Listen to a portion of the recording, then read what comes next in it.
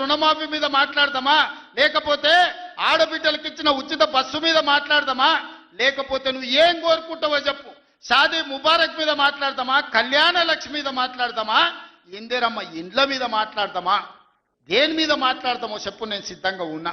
చర్చిద్దాం, దేశానికి ఆదర్శంగా నిలబడదాం, సమస్యల మీద మాట్లాడదాం, ఎవరు ఏం చేసినరో చెప్పుకునే అవకాశం కల్పిస్తాం.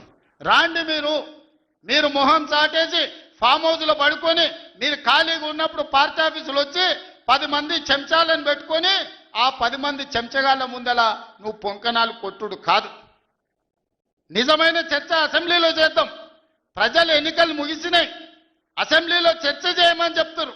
ఎవరు ఏం మాట్లాడతారో ప్రజలు వింటారు. విఘ్నులైన ప్రజలు తీర్మానం చేస్తారు. ఇలా సర్పంచులు అయిపోయినాయి, గ్రామ సభ పెట్టి సమస్యలు పరిష్కరించాల్సిన వాళ్ళు మళ్ళా సందు ఇల్లు తిరుగుతుందా అంటే ఏమన్నా అర్థం ఉందా? సర్పంచులారా మీరు చెప్పండి. ఇల్లు తిరిగినరు, ప్రజల దగ్గరకు పోయిరు, ప్రతి తలుపు తట్టిరు, ప్రతి గుండెకి చేరు, నమస్కారం పెట్టిరు, గెలిస్తే వాళ్ళు తీర్పు ఇచ్చారు, మీరంతా సర్పంచులు అయ్యారు. గ్రామ సభ పెట్టి గ్రామ పంచాయతీలో మాట్లాడుకోవాలి, అంతేనా? వార్డు మెంబర్లు, ఉప సర్పంచ్, సర్పంచ్ కూర్చొని మాట్లాడుకొని ఏ సమస్యలున్నా పరిష్కరించుకుంటాం. అది ఇచ్చిపెట్టి మళ్ళీ ఎవడో పోరంబోకోడు ఇల్లు తిరుగుదాం రా అంటే పోతారా? ఇవాళ కేసీఆర్ కూడా గట్టిగా మాట్లాడుతున్నాడు.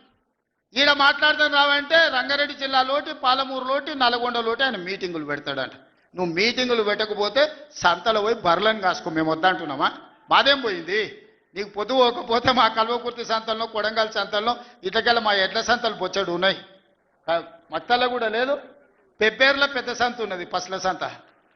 పోయి ఆడ పసల కాడ పోయి బర్రం కాసుకోపో, నేను వద్దంటున్నానా? నాదేం పోయింది?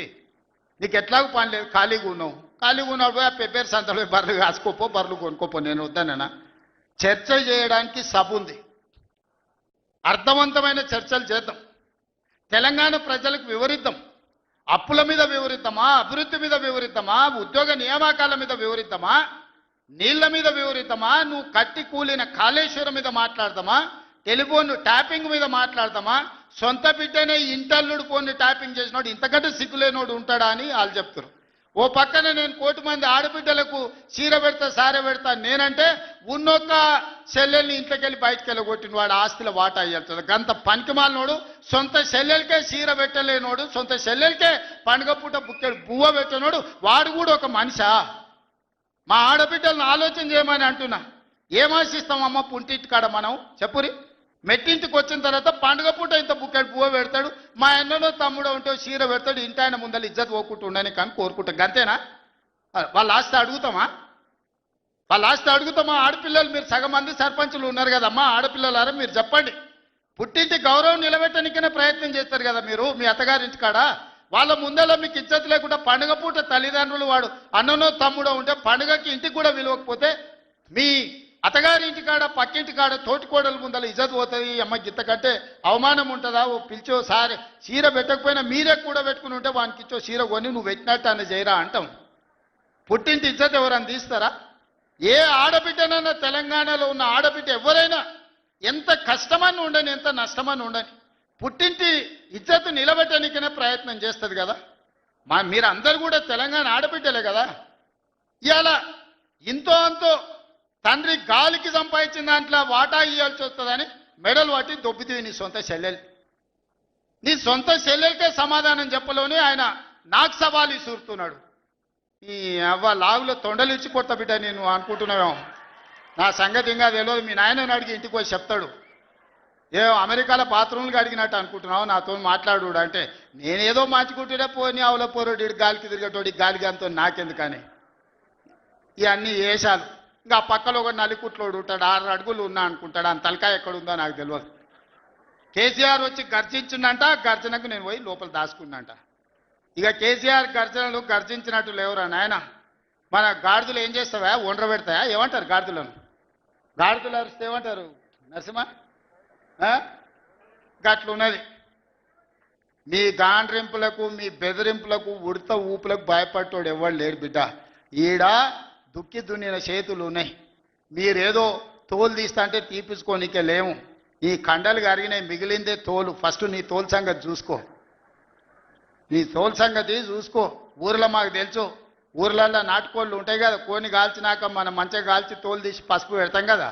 మంచిగా తోలు తీసి పసుపు పెడతారు బిడ్డ మా కొడంగల్లోళ్ళు. నువ్వేదో తెలివితేటలు అనుకుంటున్నావు. ఈ తమాషా మాటలు, ఈ అతి తెలివితేటలు కట్టిపెట్టుకో. ఎన్ని ఎలక్షన్లు జరిగినా సిగ్గు లేకుండా అన్నిట్లలో డిపాజిట్లు పోతున్నా, బండకేసి కొడుతున్నా, బుద్ధి రాలే. ఇప్పటికైనా మారుండ్రి.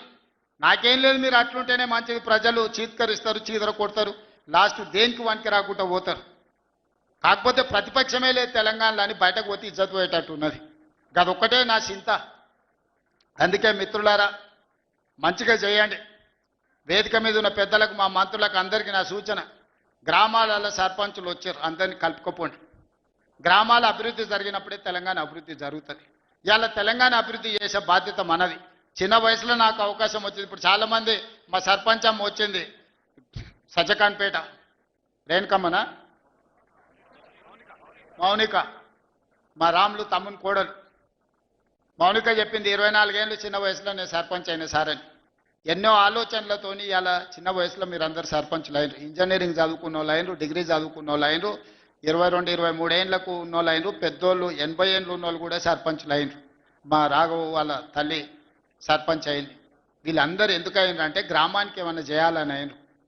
మరి వాళ్ళ ఆలోచనలు వాళ్ళ గ్రామానికి చేయాలన్నదాన్ని మనం ఈరోజు పూర్తిగా సహకారం అందించాలి వాళ్ళకు. వాళ్ళందరినీ కూడా వాళ్ళ ఊర్లలో ఏం మాట ఇచ్చిండ్రో